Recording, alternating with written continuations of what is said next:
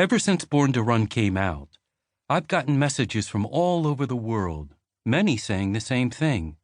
Thank you. You changed my life.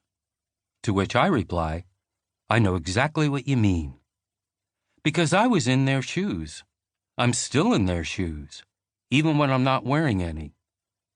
Born to Run may come across as a rock'em sock'em adventure story, because let's face it, that's what you get when a mysterious loner called Caballo Blanco, the White Horse, holds a 50-mile foot race against a legendary tribe right under the nose of two murderous drug cartels.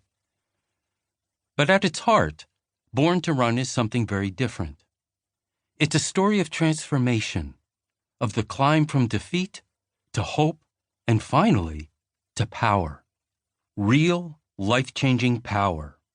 The power to step outside and explore the world on your own 2 feet, running wherever you want, for as long as you want, whenever you feel like it. To really appreciate what a superpower that is, you have to either try it once or lose it forever.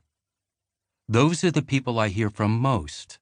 Ex-runners who are overjoyed to discover they have another chance, and beginners who finally received the inspiration they need to get started. In its own rollicking way, Born to Run showed that no matter what age you are, no matter the shape you're in, or the kind of injuries and discouragement you've suffered in the past, your best days of running are still ahead. You don't stop running because you get old, as Jack Kirk, the 94-year-old trail runner known as the Dipsy Demon, liked to say. You get old because you stop running. But no one becomes a demon overnight. Running is a dance, and it takes a while to learn the steps.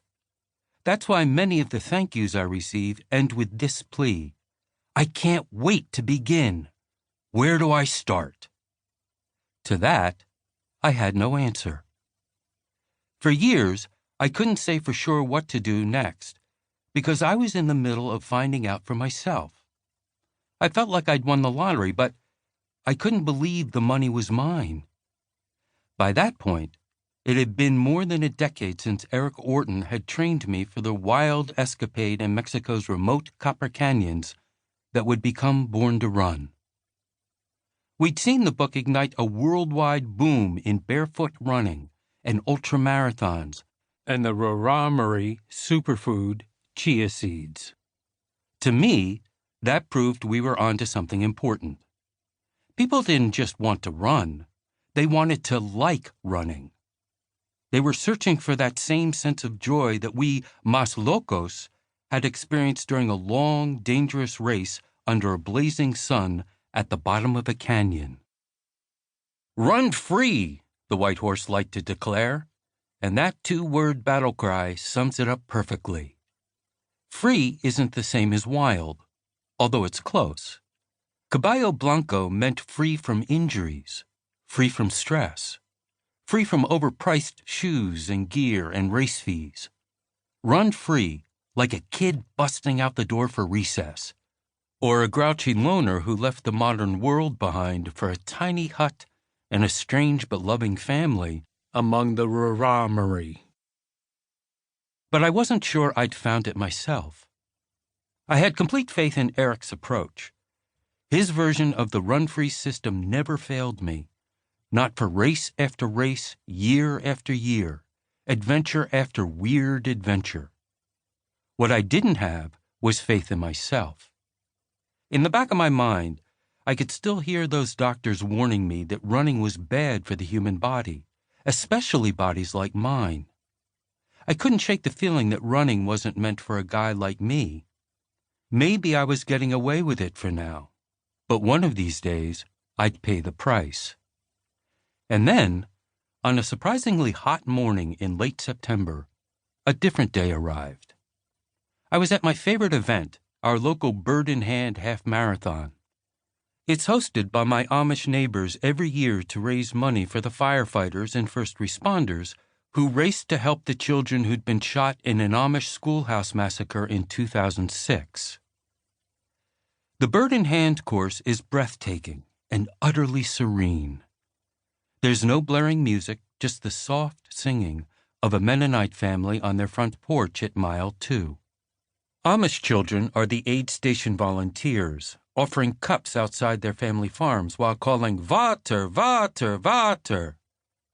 Runners wind their way through the green hills of the Valley of No Wires, so named because none of the homes have phones or electricity.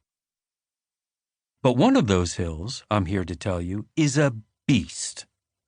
Every year, I know it's coming, and every year, it's worse than I remember. First of all, it's just mean. Red Lane Hill catches you just past mile 10, right when you think you're on the home stretch. And it's sneaky. One moment you're looking at a gentle ribbon of road. The next, you're veering onto a hidden dirt lane knifing skyward through a cornfield.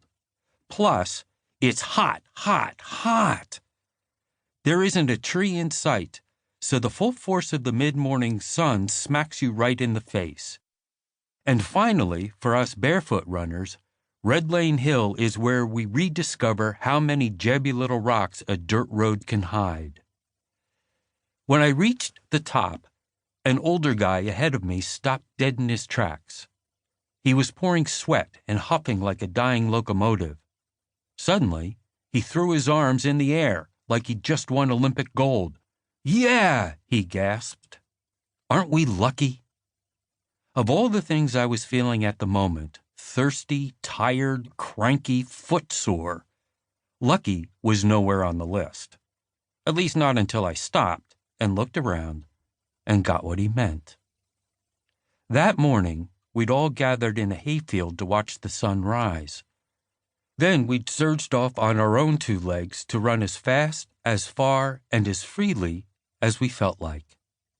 We'd climbed that hill under our own power, and we were about to feel the rush of flying back down again.